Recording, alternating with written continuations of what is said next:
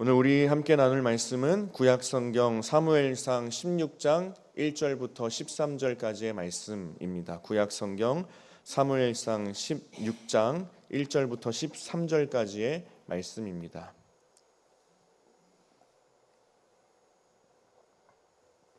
저와 여러분 한 절씩 교독하고 마지막 13절 함께 합독하도록 하겠습니다. 제가 먼저 읽겠습니다.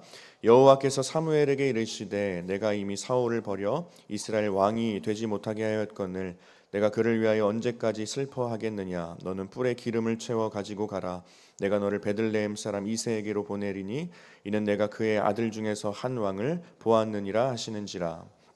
그러면 이르되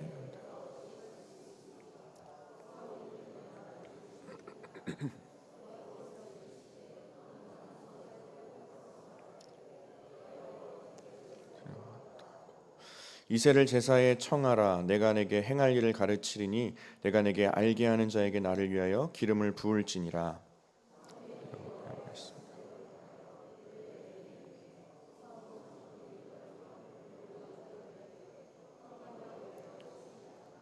이르되 평강을 위함이니라. 내가 여호와께 제사하러 왔으니 스스로 성결하게 하고 와서 나와 함께 제사하자 하고 이새와 그의 아들들을 성결하게 하고 제사에 청하니라.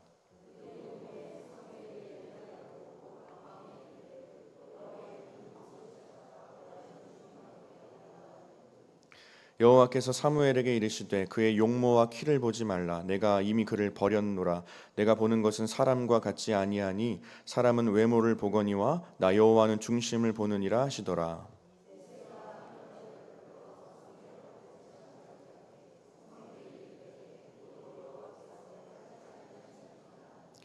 이새가 산마로 지나게 하매 사무엘이 이르되 이도 여호와께서 택하지 아니하셨느니라 하니라.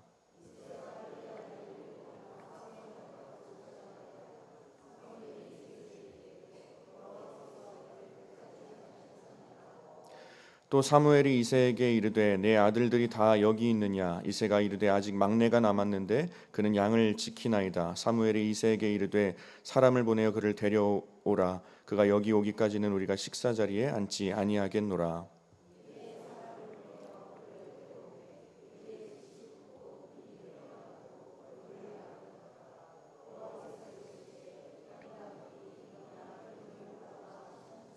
함께 읽겠습니다. 사무엘이 기름 뿔병을 가져다가 그의 형제 중에서 그에게 부었더니 이날 이후로 다윗이 여호와의 영에게 크게 감동되니라. 사무엘이 떠나서 라마로 가니라. 아멘. 우리 시간 하나님의 주권이라는 제목으로 함께 말씀을 나누기를 원합니다. 오늘 말씀은 하나님께서 오로지 하나님의 관점으로 그 하나님의 주권으로 이스라엘 왕에게 기름 부으시는 그 장면의 말씀입니다. 오늘 우리가 16장 말씀을 읽었는데 이전 15장 말씀을 살펴보면 특별히 15장 11절과 35절 말씀에 보면 하나님께서 사울 왕 세우신 것에 대해서 후회한다라고 직접적으로 그렇게 표현하고 말씀하고 있습니다. 그리고 이제 사울 왕에게서 그 촛대를 하나님께서 옮기시려고 합니다. 왜 그렇습니까? 사울 왕이 하나님에 대해서 거역하고 불순종했기 때문입니다. 오늘 읽은 1절 말씀에 보면 하나님께서 사무엘에게 내가 이미 사울을 버렸다라고 말씀하고 있습니다. 여기서 버렸다라는 말을 히브리어로 찾아보게 되면 마스라는 단어인데 이 표현은 싫어하다, 멸시하다, 경멸하다의 의미를 가지고 있는 단어입니다. 아니 아무리 그래도 이 신실하신 하나님께서 어떻게 촛대를 옮기시고 사울을 버리셨을까라는 질문을 할 수 있는데 하나님께서 신실하시기 때문에 그 촛대를 옮기신 것입니다. 하나님은 자신의 백성들을 너무나 사랑하시고 소중히 여기셨기 때문에 더 이상 거역하고 불순종하는 그 한 사람 사울 왕으로 인하여서 자신의 백성들 모두가 사망의 길 가운데로 나아가는 것을 이제 더 이상 보고만 있을 수 없었던 것입니다. 그래서 하나님께서 사울을 왕으로 세우신 것을 후회하시고 또 오늘 1절 말씀에서 버렸다라고 말씀하시는 것을 통해 이제 하나님께서 새로운 왕을 세우시겠구나라고 생각해 볼 수 있습니다. 그 의지가 그 말씀에 담겨 있다라는 것을 알 수 있습니다. 그래서 이제 하나님께서 사무엘에게 새롭게 이제 사명을 부어 주시려 하는데 사무엘은 슬픔 가운데 있었다고 말씀에서 나오고 있습니다. 왜냐하면 사실 사무엘에게는 이 사울 왕정이 자신의 활동 무대였습니다. 그런데 생각보다 이 사울 왕정이 너무 일찍 끝나버린 것입니다. 사울 왕정에 대해 가졌던 분명한 원대한 비전이 있었을 텐데 그 비전이 너무나도 쉽게 무너졌던 것입니다. 그런데 이제 그런 사무엘에게 하나님께서 새롭게 사명을 부어주시며 명령하십니다. 먼저는 그 슬픔 가운데 빠져있던 사무엘을 향하여서 가볍지만 한편으로는 단호하게 꾸짖으십니다. 너 그를 위하여 언제까지 슬퍼하겠느냐라고 말씀하십니다. 이 말씀은 하나님께서 하나님의 주권을 인정하고 슬퍼하고만 있어서는 안 된다라고 강조하시며 말씀하신 것입니다. 사울을 택한 것도 하나님의 주권 가운데 있었던 일이며 사울을 다시 버리시는 일도 하나님의 주권 가운데 있는 것이다라는 것을 가르치시면서 이제 사무엘에게 하나님께서 새롭게 이제 이루어 가야 할 사명을 주십니다. 그래서 1절 하반절 말씀에 보면 너는 뿔에 기름을 채워 가지고 가라. 내가 너를 베들레헴 사람 이새에게로 보내리니 이는 내가 그의 아들 중에서 한 왕을 보았느니라 하시는지라 말씀합니다. 한 왕을 보았느니라. 여기서 보았다라는 말은 히브리어로 찾아보게 되면 리아라는 말인데 그냥 단순히 훑어서 보았다라는 말이 아닙니다. 자세하게 보았다. 주의 깊게 살펴보았다라는 말입니다. 그러니 하나님께서 보았다라고 말씀하신 것은 자세히 보고 점을 찍어 놓았다라는 의미를 가지고 있습니다. 그러니 이미 시작 전부터 하나님의 주권 가운데 이 모든 일이 있었던 것입니다. 하나님께서는 사무엘에게 굉장히 이 사명을 부어주실 때 굉장히 자세하고도 명확하게 말씀하십니다. 새롭게 기름 부을 뿔을 준비하라라고 명령하시고 그리고 어디로 가야 하는지에 대해서도 말씀해 주십니다. 정확한 지명까지도 말씀하시면서 너 베들레헴으로 가라. 그리고 더 나아가서 더 세세하게 집안까지도 말씀하시면서 이새의 집으로 가라. 거기에 내가 한 왕을 준비했다라고 말씀하십니다. 그러니 하나님의 관점 안에서 하나님의 그 모든 것이 하나님의 주권 가운데 흘러가고 있는 것입니다. 여러분, 그런데 이 말씀을 통해 알 수 있는 것은 하나님의 주권 가운데 하나님께서 일하시는 방법은 참 우리의 인간의 생각과는, 인간의 기준과는 참 다르다라는 것을 다시 한번 깨닫게 됩니다.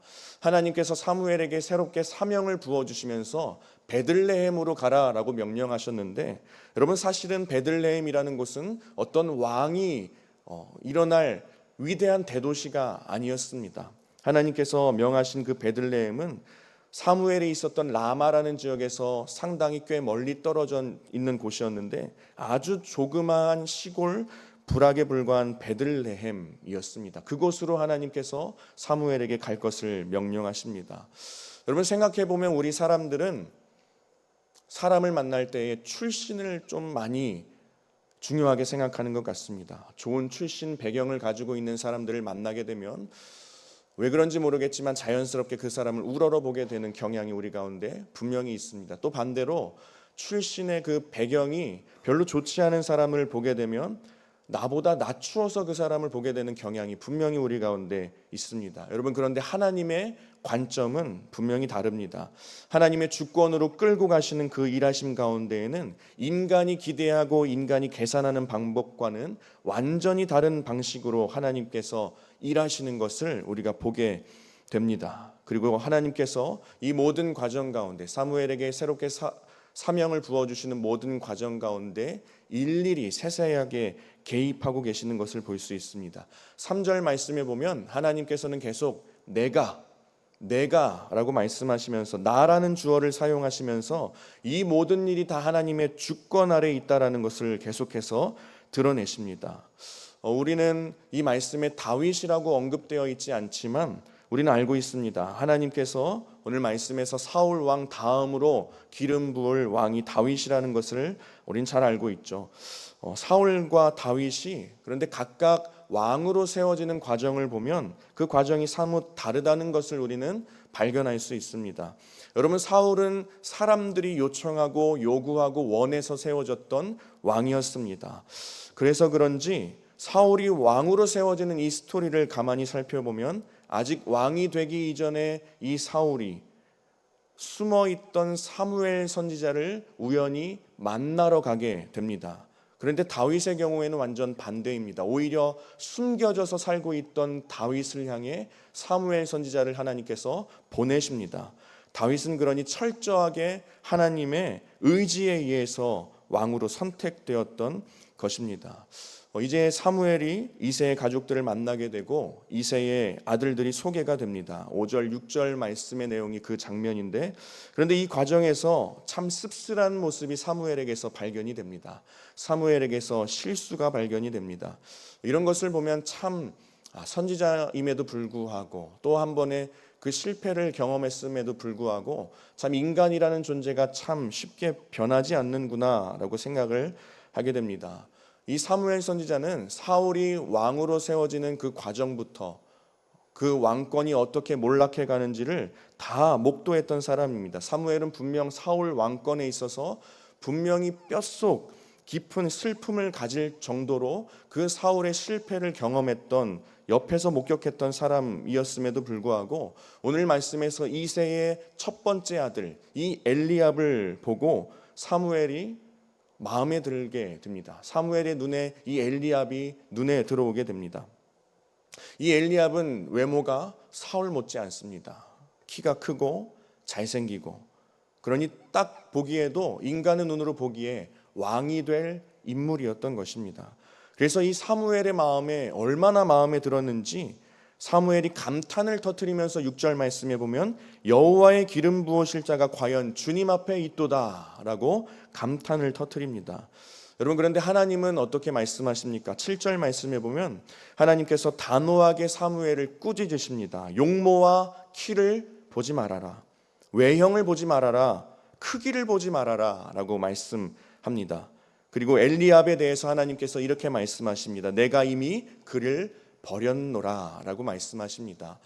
이렇게 말씀하신 것은 하나님께서는 그 사울 왕의 왕권의 실패를 경험하셨기 때문에 더 이상은 내가 외모와 용모를 보고 판단하는 그 기준을 내가 더 이상 선택하지 않겠다, 그 방식을 내가 이미 버렸다라고 말씀하시는 것입니다.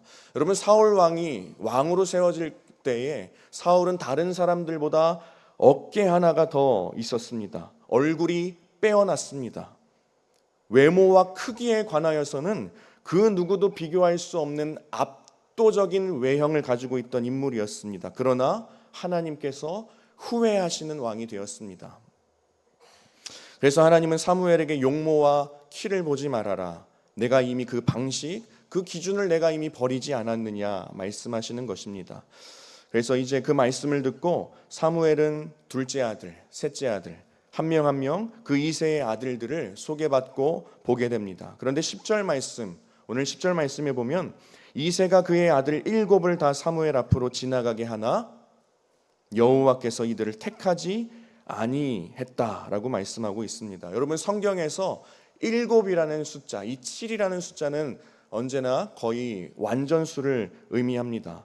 그러니 지금 이새가 사무엘에게 이 7 아들을 소개하고 내어놓았다라는 것은 소개할 만한 이 완전수의 그 합한, 소개할 만한 번듯한 아들들은 이미 다 소개했다라는 것입니다. 그러니 이새에게 있어서, 우린 다윗이 남아있는 것을 알고 있죠. 이새에게 있어서 다윗은 사실은 7 그 완전수 바깥에 있었던 아들입니다. 7 아들 바깥에 있었던 아들, 다시 말해 소개할 만한 번듯한 그 기준에서 벗어난 사람으로 여겨졌던 인물이 바로 다윗이었다라는 것입니다. 그런데 이 7 아들들을 두고 하나님께서는 아니다, 내가 택하지 않는다라고 말씀하십니다. 그래서 사무엘은 이새에게 물어봅니다. 이 아들들이 끝이냐, 이게 다냐 라고 물어봅니다. 그러자 이새가 이야기합니다. 아직 막내가 남았는데 그는 양을 지키나이다. 여러분, 이 문장을 히브리어 원문으로 살펴보게 된다면 중간에 생략된 표현이 하나 있는 것을 알 수 있습니다. 이 원문 그대로를 직역해 보면 아직 막내가 남았는데 보십시오, 그는 양을 지키나이다. 히브리어 베히네라는 단어가 생략되었습니다. 이 단어가 우리말 성경에서는 생략이 되어 있습니다. 이 말은 무슨 말이냐? 보라, 보라라는 말입니다. 영어 성경에서는 behold라고 표현되고 있습니다. 이 말은 언제 사용하는 표현이냐면 무언가 예기치 않은 상황이 왔을 때 표현되는 단어입니다. 부정적인 상황을 가리킬 때에 사용되는 단어입니다. 그러니 사실 이새의 입장에서는 다윗은 전혀 생각지도 않았던 인물이었던 것이죠. 그리고 여기에서 막내라고 표현했는데 이 막내를 히브리어 단어로 살펴보게 되면 작은 자라는 의미를 가지고 있습니다. 쉽게 말해서 막내라고 소개한 것은 별 볼 일 없고 하찮은 자라는 것입니다. 그러니 이새가 사무엘에게 이야기했던 것을 바꿔서 이야기해 본다면 작은 놈 한 놈이 있긴 한데 근데 보십시오. 한낱 양이나 치는 자입니다 라고 이런 뉘앙스로 이야기한 것입니다. 그런데 이 말을 들은 사무엘은 사람을 보내서 당장 그 다윗 그 막내 아들을 데려오게 했습니다. 그리고 말씀해 보니 그 다윗을 만나게 되었을 때에 다윗에 대해 묘사하는데 12절 말씀, 그의 빛이 붉고 눈이 빼어나고 얼굴이 아름답더라 라고 표현하고 있습니다. 이 표현은 동일한 표현이 사실은 뒤에 사무엘상 17장 42절에도 나오게 됩니다. 다윗이 골리앗 앞에 섰을 때에 동일하게 다윗의 젊고 붉고 용모가 아름다웠기 때문에 그 모습을 보고 골리앗이 다윗을 업신여겼다라고 말하고 있습니다. 그러니 오늘 말씀 12절 말씀, 하나님께서 다윗의 외모를 보고 선택한 것이 아니라는 것이죠. 오히려 골리앗이 업신여길 만한 외모의 형상을 지니고 있었던 사람이 다윗이었다라는 것입니다. 그러니 이 말은 사람의 눈으로 보기에는 왕으로서 풍기는 어떠한 외모와 왕으로서 풍기는 어떤 위엄과 그 위협적인 것과는 다윗의 모습이 거리가 멀었다라는 것입니다. 그러나 하나님께서는 이 사람이 바로 그다라고 말씀하십니다. 그리고 일어나서 그에게 기름을 부어라 라고 명령하십니다. 사랑하는 성도 여러분, 다윗에게 기름이 부어지는 이 모든 과정이 다 하나님의 주권 아래 있었습니다.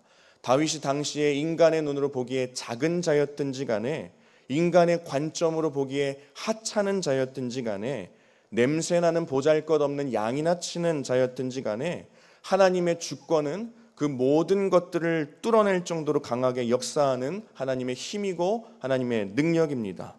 그리고 그 하나님의 주권이 지금 이 자리에 있는 저와 여러분 삶 가운데도 지대한 영향을 미치고 있는 줄 믿습니다. 우리 그리스도인들에게 있어서 가장 핵심은 살아계신 하나님의 주권에 달려 있습니다.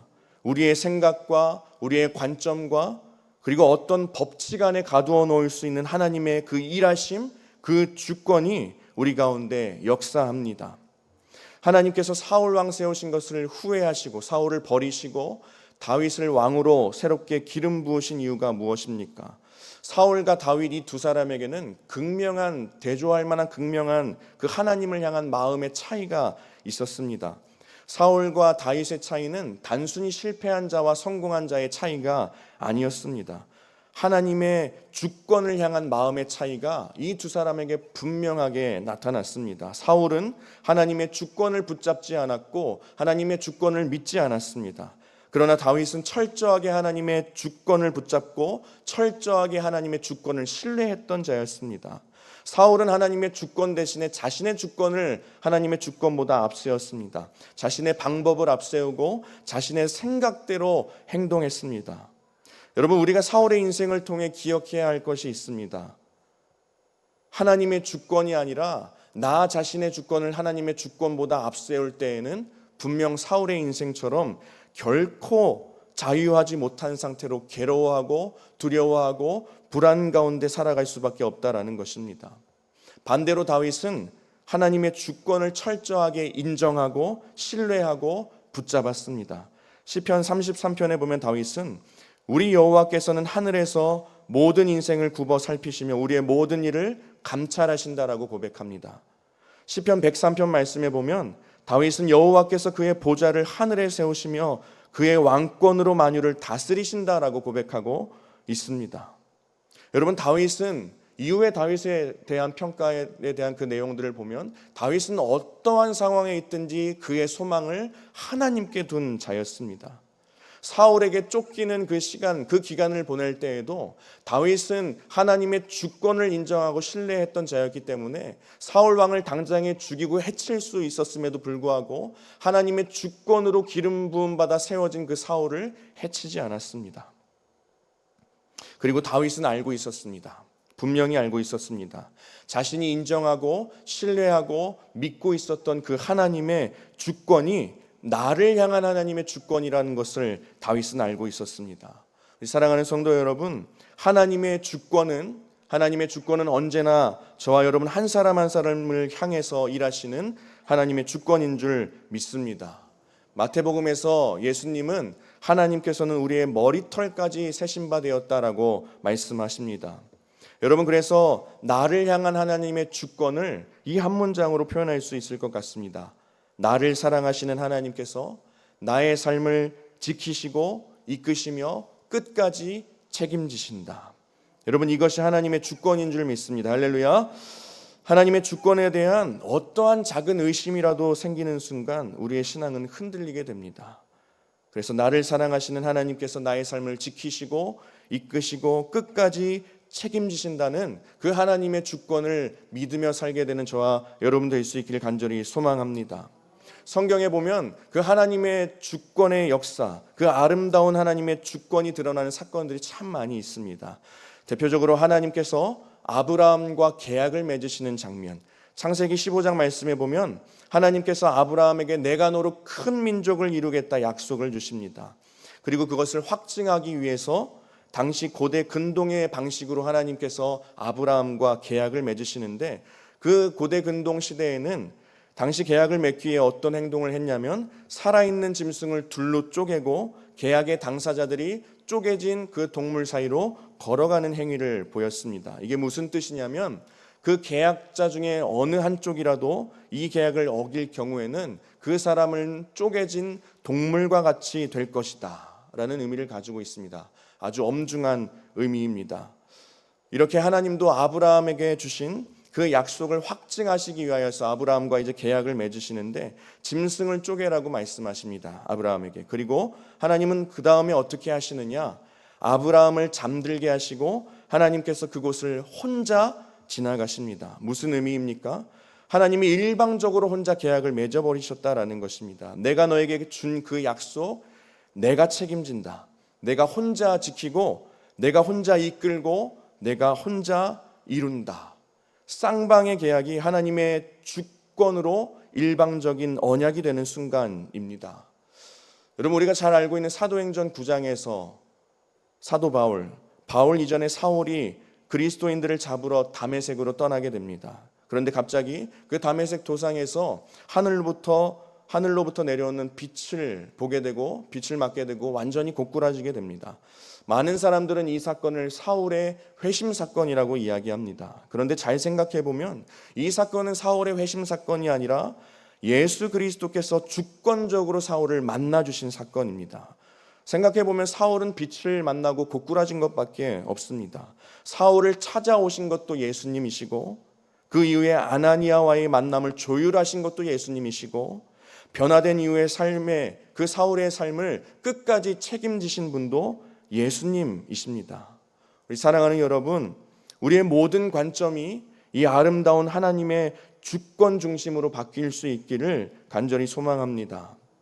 말씀을 마무리하며 로마서 9장 24절부터 26절까지를 함께 읽기를 원합니다. 우리 함께 로마서 9장 24절부터 26절의 말씀 함께 읽겠습니다. 이 글을 쓴 우리니 곧 유대인 중에서뿐 아니라 이방인 중에서도 부르신 자니라. 호세아의 글에도 이르기를 내가 내 백성 아닌 자를 내 백성이라 사랑하지 아니한 자를 사랑한 자라 부르리라. 너희는 내 백성이 아니라 한 그곳에서 그들이 살아계신 하나님의 아들이라 일컬음을 받으리라 함과 같으니라. 아멘. 여러분, 성경이 말하는 하나님의 주권은 백성이라 불릴 자격이 없는 자들을 택하시고 오늘 이 자리까지 불러주셨으며 끝까지 책임지시겠다 말씀하시는 하나님의 사랑의 주권입니다.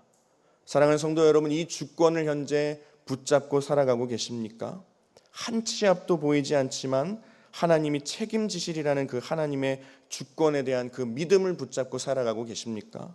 그 주권을 믿는 믿음으로 우리의 하루하루의 그 삶을 대할 때도 오늘 하루 가운데 하나님 나를 위해 어떤 일을 행하실까? 그 주권의 역사를 기대하고 계십니까? 만약 그 하나님에 대한 주권이 우리의 삶에서 점점 잊혀져 가고 있다면 오늘 다시 한번 하나님의 주권을 회복할 수 있는 저와 여러분 될 수 있길 간절히 소망합니다. 그리고 그 주권을 붙잡고 날마다 여러분의 삶에서 하나님의 주권의 역사를 경험할 수 있기를 주님의 이름으로 축복합니다. 할렐루야. 우리 함께 기도하겠습니다. 제가 말씀을 기억하면서 나를 사랑하시는 하나님께서 나의 삶을 지키시고 이끄시며 끝까지 책임지신다는 그 하나님의 주권을 붙잡고 살아갈 수 있도록, 아름다운 하나님의 주권을 기대하는 삶으로 우리의 삶이 회복될 수 있도록, 하나님의 주권의 역사를 날마다 경험하는 삶이 될 수 있도록 함께 기도하고, 또 이외에 각자 가지고 나오신 기도의 제목들을 위해서 우리 주여 한번 부르고 함께 기도하겠습니다.